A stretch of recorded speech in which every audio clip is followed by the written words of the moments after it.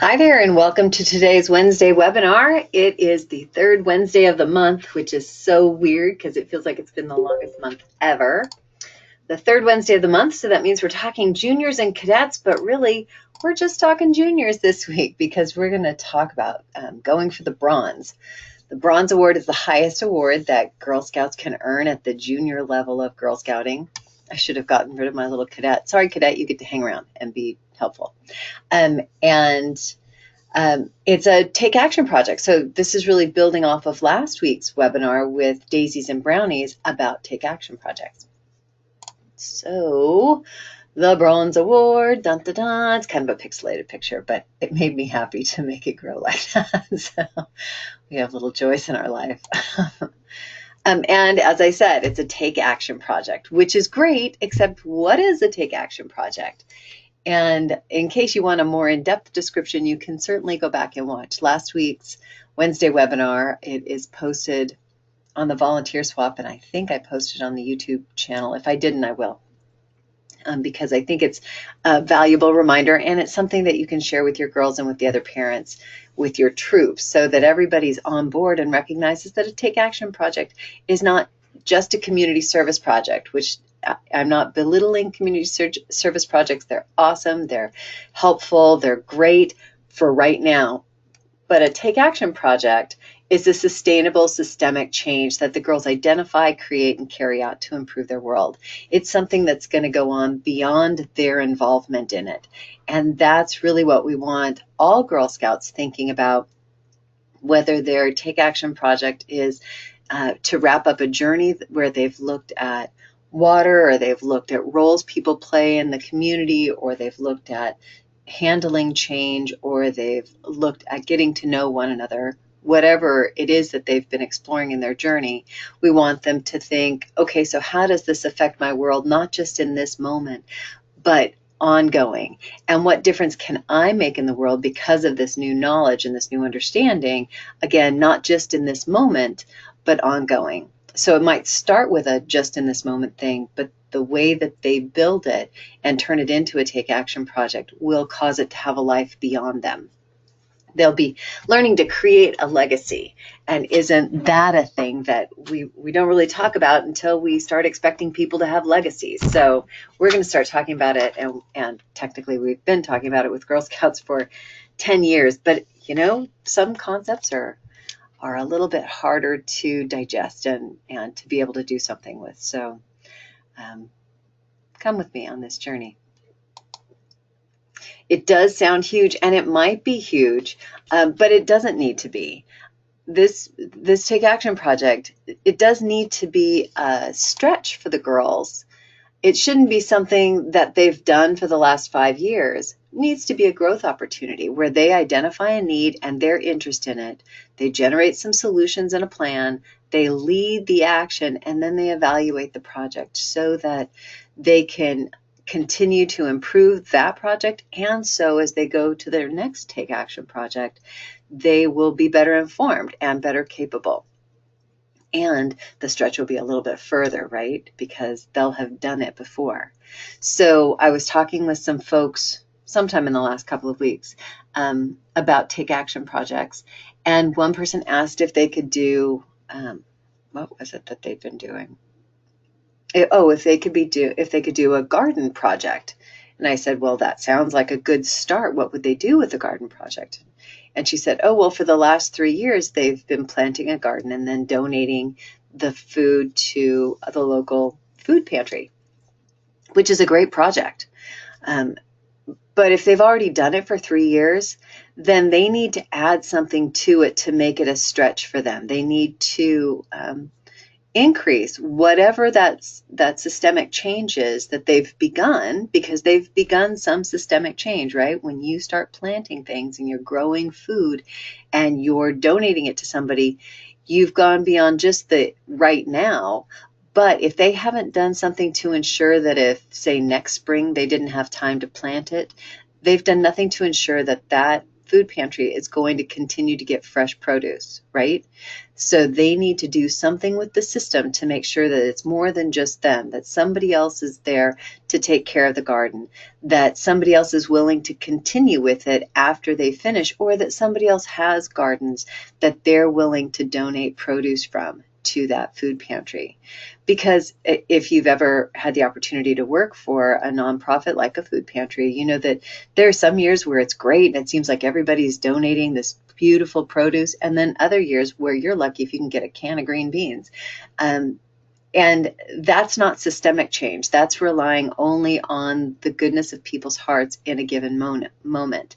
And what we want our girls to be able to do is to build a system that takes that positive impact and extends it and creates not only an opportunity for it to go on, but really the support that it needs in place for it to continue to go on, so that it becomes a habit of the community and so that it's taken care of. So in that case where the girls had been gardening for a few years and they had been donating it, that's terrific. Maybe this year they would invite a younger girl troop to come in, and they'd say, do you know, when juniors garden, they invite a brownie and a daisy troop to come learn about the garden, and then when you guys bridge to juniors, you're going to take over the garden because we'll have bridged to cadets and we're going to do a different project. So they're starting to set a pattern in their community. Or maybe that where they garden, the plot has been used because it's been 3 years and they haven't been fertilizing it. They've been trying to be very organic, and so they need to learn about organic fertilizers if they're going to continue that process. And maybe they need to build some boxes for a raised garden so that they can add new soil in and mix it. And really now I'm just riffing because I don't know what they're going to want to do. It's not up to me what they're going to do to make it a bigger systemic change. It's up to the girls to talk to each other and then to go find some experts in the field, as well as some people at the pantry that they want to continue to support, to find out from the pantry, what do you need? What do you want? If you projected your need out a few years, can you tell us what that would be? And from the experts in the field, okay, this is the need that we want to be able to fill over the next few years. What are some things that you know about gardening that we need to learn how to do so that we can do our best to make that happen? And so suddenly these girls, these 10 and 11-year-old girls, are reaching out to members of their community to learn from them so that they can provide richer support for their community so they can make the world a better place. So do you see how they identified a need and they were interested in it, and they were interested in making food of sorts for it. They generated some solutions, but in order to generate more and to plan more, they had to get more information. So they go out and they seek people who can teach them. And are fourth grade girls going to know to do this all by themselves? Maybe, maybe not. And so if not, as the grown-ups, we can ask the questions. Wow, girls, what do you think? Who can help us figure out what we need to do to our garden to make it better? Oh, I know, the cooperative extension is right down the street. Or I know there's a farmer who lives right around the corner from me, and he lets my family garden and a little bit of his land, so maybe he'll come and talk to us.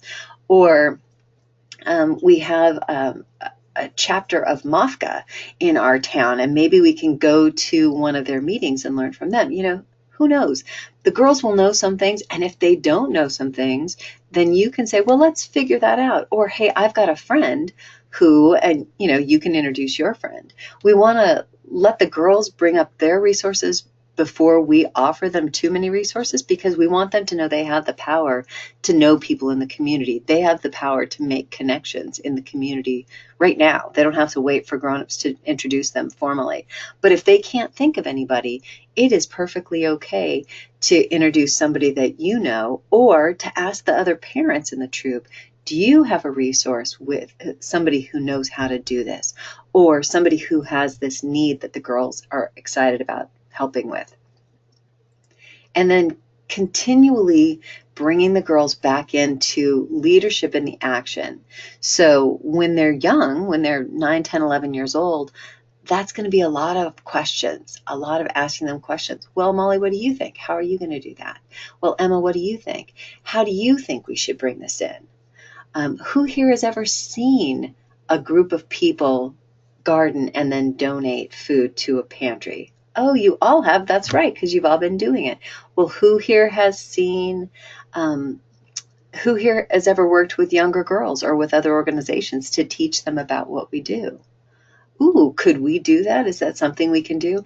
Asking questions. And if you need to ask a leading question, go for it, sister. That's why we have grown-ups working with troops, so that they can help the girls learn about what they don't know.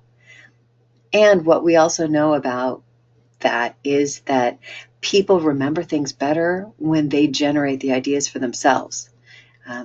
Which is, there's irony there, because so much of these webinars, I'm providing a lot of information, but I got to tell you, it's a lot of information that I look up on the internet. We live in magical times.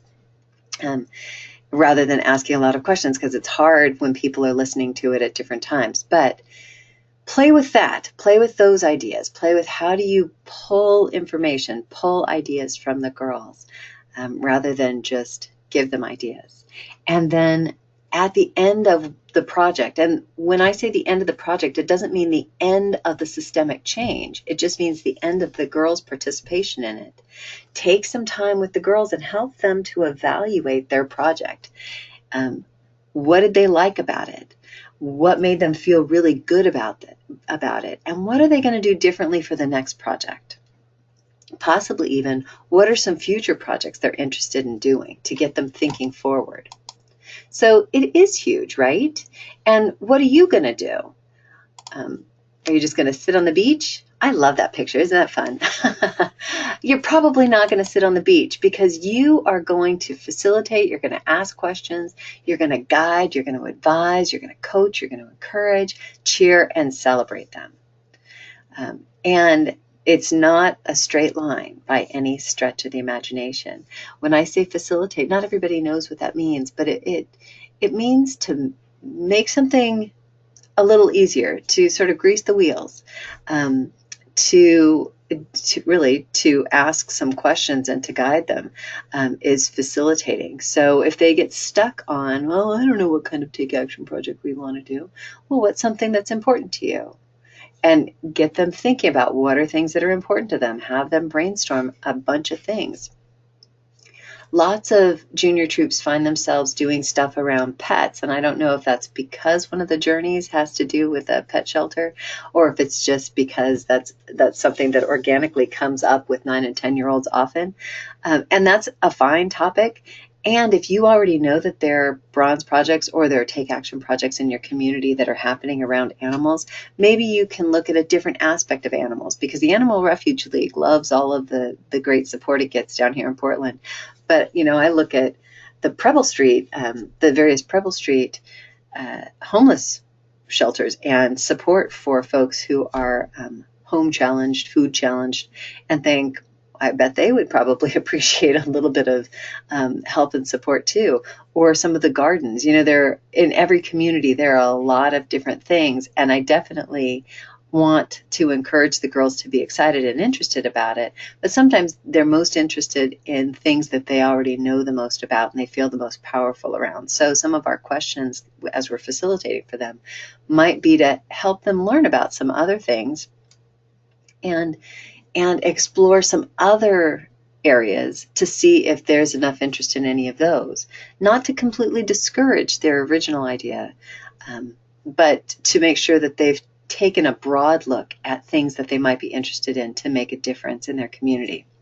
And then one of my images, and I didn't make a picture of it here, but one of the images that I always hold in my hands when I'm working with girls is holding my hands behind my back. Because it helps me remember that I'm there to coach and cheer. It's not my project. So if I hold my hands behind my back, it's just a physical reminder that I'm there to facilitate and ask questions and guide and advise and encourage them to keep going and celebrate the successes as they have them along the way. Let's look at some resources. We've got a lot, and really it starts with the Girls Guide to Girl Scouting and the journeys. in the Girl's Guide to Girl Scouting, remember the first section of this book is the handbook. And it's the part that gives Girl Scouts history about the organization. It gives them some breadth of understanding about Girl Scouts and Girl Guides around the world. And it talks about the Bronze Award. Excuse me, but you can also find this PDF, and I just saw it. I made it a hyperlink so we can go to that page. Okay. And of course it opened on the other screen. Let's pull that over here. This is a PDF that you can download, and it's from the GSUSA website, so girlscouts.org. And if you go to girlscouts.org and you type in Bronze Girls or Bronze Award, you'll get this. And as I mentioned, it's a PDF that explains what the Bronze Award is and what the girls need to do. It gives you the steps right here that girls need to take to earn their Girl Scout Bronze Award. And so the first thing is to go on a Girl Scout journey. And just to take a peek again at what those were. So the Girl Scout journeys, remember we have these traditional ones, the Get Moving, Amuse, and Agent of Change, and we also have the new ones that were just released this summer, the camping journey, the STEM outdoor journey, the the engineering, on the they're all on the volunteer toolkit. I'm trying to find the right place. So it didn't occur to me that I could pull up the volunteer toolkit while I was doing this too.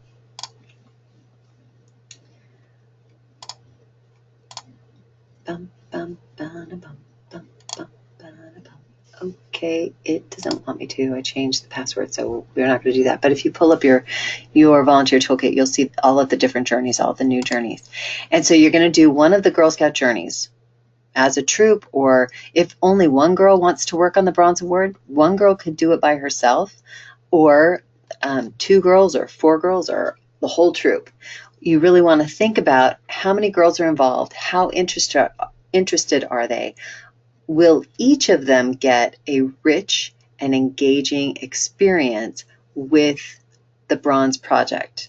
And if you have 25 juniors, you might want to split them up into teams of 5, say, and have 5 teams who are working on different parts, different bronze projects, so that you've got a significant number of girls working together to support each other, but you also have some a reasonable sized group so everybody can get her hands into it and can get her ideas into it. So going on the Girl Scout journey, do that all together, because that'll be more fun, right? And then build your Girl Scout junior team, so the team of girls who are going to work on the Bronze Project, and explore the community. And that's probably going to start happening during that journey, especially if you pull in some badges.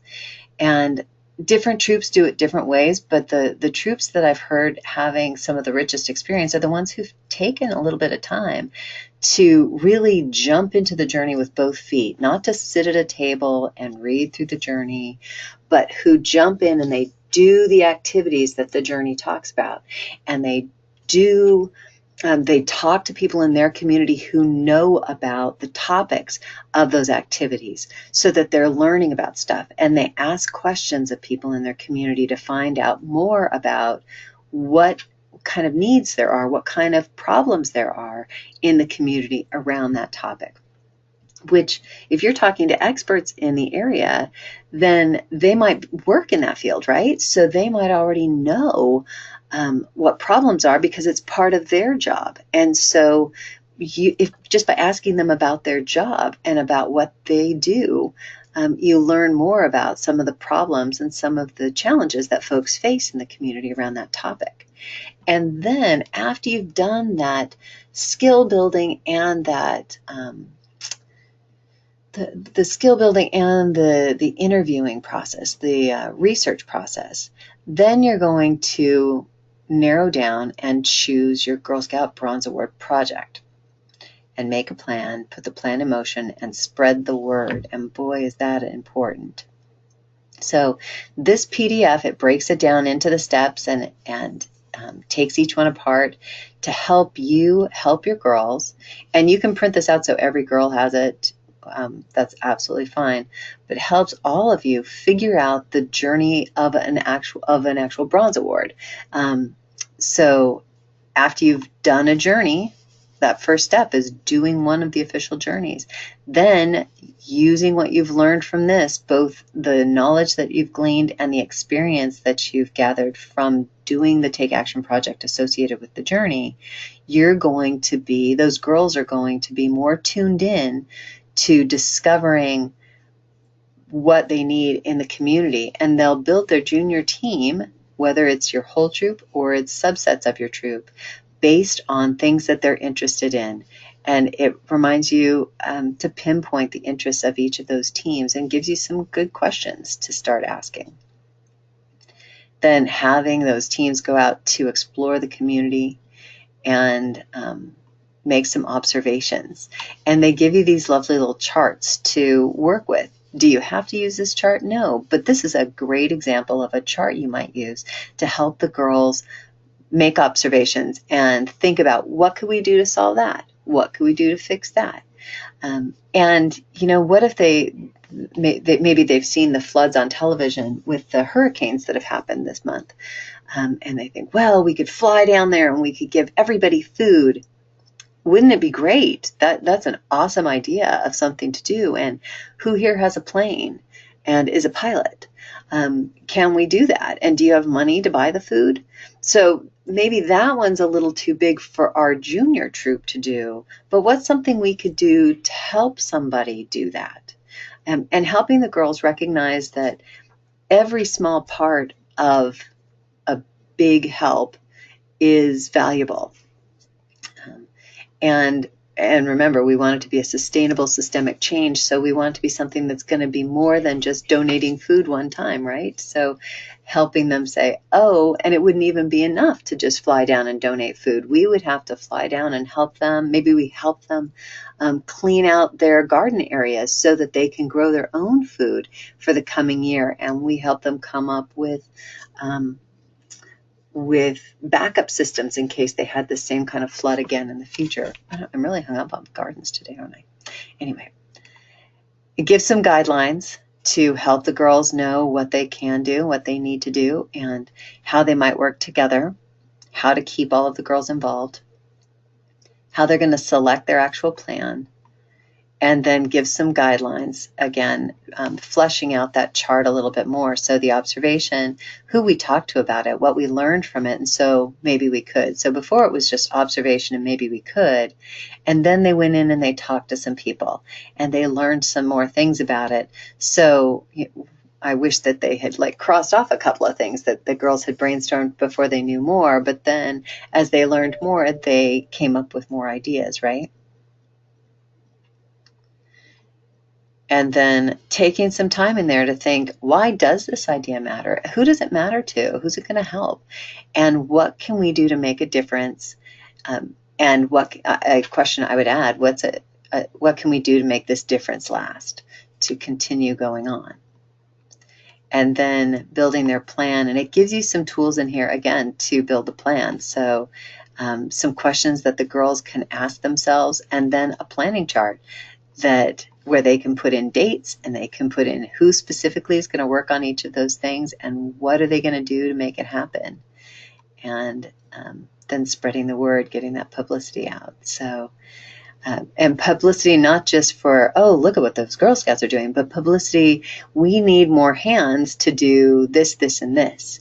And so Girl Scout Troop 123 is going to be doing this activity, and we need 3 contractors, and we need people to donate lumber, and we need whatever it is, and getting the word out so that the girls are able to succeed at this project that they've come up with. So this PDF is really helpful because it gives you a nice little framework for it, but it is not our only resource. In fact, there are more, because we live in these just remarkable and magical times where we have access to all kinds of stuff. These were just 6 websites that I came up with today when I typed in Girl Scout Bronze Award resources. And so just to pull those up for you. There's Look at me with 2 pages that are just the same. There's this. This was out on scoutingweb.com, and somebody brainstormed some Bronze Award project ideas. And so I give you this with a little bit of hesitation, because I would hate for you to just take this list in and say, okay, girls, pick one of these ideas. Remember, part of that generating a really rich program for your girls and really rich, sustainable, systemic change is that the girls generate the idea. But this gives you some ideas of things that people have done in other places. And so you could throw some suggestions out. Hey, are you guys interested in maybe doing a Girl Scout recruitment event? Would that be something that would be interesting? What systemic change would that create in our service unit? And how can we make that sustainable if they are interested in it? Or, when I was a kid, we had a uniform closet for Girl Scouts in our town. And you tell them a little bit about it. Is that something you think that our town would be interested in doing? And if the girls are interested, well, let's see if we can find some people who know more about the uniform closet. It's lovely if you're a rich resource on some of these things, but don't be their only rich resource. See if you can find some other people who also know awesome things, because we want them to know that they can reach out to lots of community members to get support and help. So using this as a list that you would keep for yourself to toss some ideas out for them to get them thinking. I guess you could give it to them and have them, what does that mean to you? If they saw set up an educational display for general public on a local matter, okay, what would that mean to you? Have you ever seen what is a local matter that's going on in our town? And do you know what it means, an educational display? Would you be interested in creating something like that? How is that sustainable? But getting them to think about all the different layers of that. I went to my friendly neighborhood Pinterest because I love Pinterest. And again, these are just a whole bunch of different projects that girls have done, and really all over the country. And that they've done them is awesome. That the projects are neat and would be wonderful in many very unusual places, including all over Maine, is absolutely real. And what's just as important as the project itself is what? Right, the process of the girls identifying a need, coming up with ideas of how they might be able to help, doing the research to find out more about how they can help, creating a plan, and creating and carrying out the project for themselves, rather than just recreating somebody else's project on this. They've got their whole lives to repeat other people's projects, but designing their own is where the real learning happens. So those are some. And then there were some more. It was really weird because it came up on 2 different searches for Pinterest, and there were different things in both of them. Ideas for Girl Scout Bronze Award service projects. This was peopleof.oureverydaylife.com. And I believe it's somebody's blog. But they generated some ideas to think about for possible bronze projects.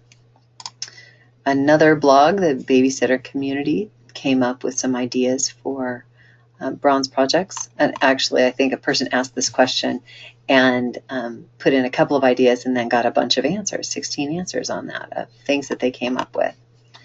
And then Use Resources Wisely is another website, and they came up with some ideas and talk about brainstorming bronze projects.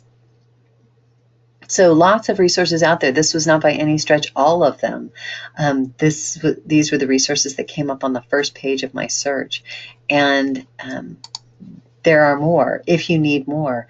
It's very possible that if you've just done a journey where you've explored something, or maybe last year the girls did Wonders of Water, or they did the Lobster Lore Patch, or they've just gone to the Boston Museum of Science for the overnight, and something grabbed them by the socks and still has them talking about it.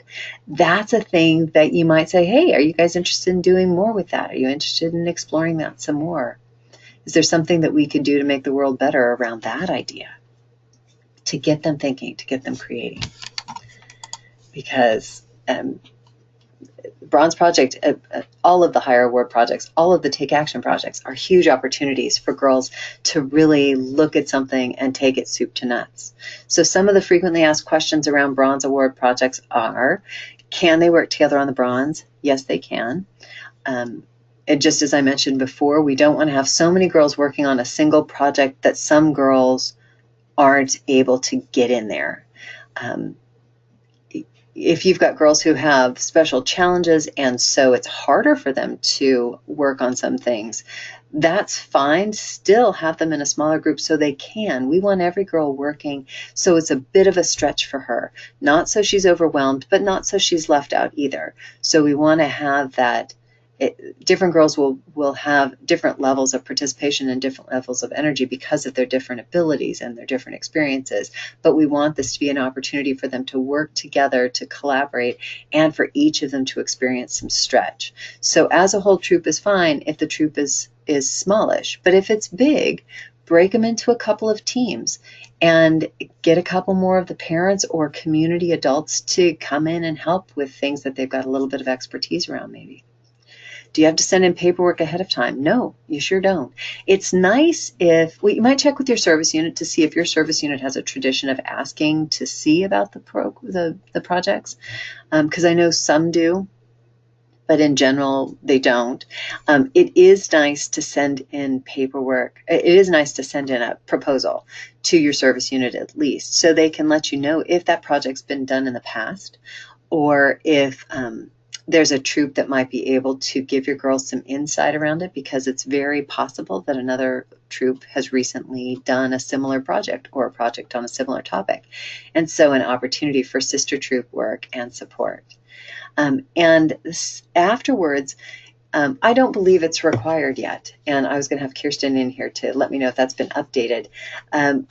But please do send in a description that the girls help you create to your service unit so that other troop leaders and other Girl Scouts can learn about it.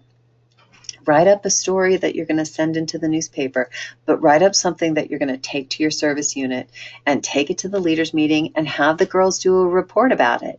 The girls could come for the first 5 minutes or the last 5 minutes of the meeting and do a report about this bronze project that they did and show everybody, because it's really cool for all of us to see what other people's girls are doing. You get their pins by going to the Girl Scout Council shop. And so you can order them online through the shop, or you can come down to Bangor or to South Portland to buy them in person, or give Lori or Annie a call, and then do celebrate them. Have a big court of awards where you invite not only the parents of the troop, but invite some of the service team members to come to it. And if you have a sister troop, invite your sister troop to come to it, whether they're younger or older, so that there's a real celebration around the hard work that the girls did to identify a need, to create a plan, and to carry out a sustainable systemic change that will continue beyond their good work. And how do you make sure it's girl-led? You know this. How are you going to make sure that it's girl-led and that you or the other grown-ups with the best of intentions don't take those reins and just run with them? Right? You're going to stick your hands behind your back. You're going to put a big old smile on your face. And when you want to tell the girls to do something or how to do something, you're going to ask it in a question instead. And if they seem like they're a little thick sometimes, that's okay. Ask the question in a more leading way. But try to ask it in as open a way as possible initially, so that they really have the chance to be smart about it. They really have the chance to have the insight.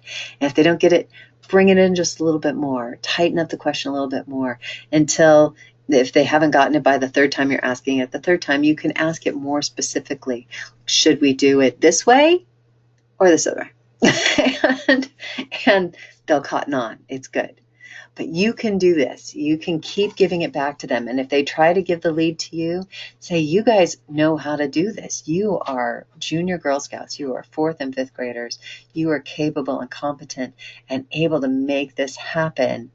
And when you need my help, you tell me what I need to do for you. And as long as they're not telling you to take the lead, then you can come in and be helpful. So if you have more questions, Kirsten Powell Williams, and Elizabeth Helton are our two brilliant aficionados at higher awards here at the Girl Scout Council office. But your volunteer support specialist is also a great resource. And even closer to home, the other leaders in your service unit are terrific resources for ideas. So, and they're girls, of course, terrific resources for ideas. So maybe start locally, start at those leader meetings, and then as you need more support, feel welcome to reach out to us here at the Girl Scout Council offices. We're happy to help. And thanks for joining us, and thanks for what you do. You're making the world a better place. Thanks.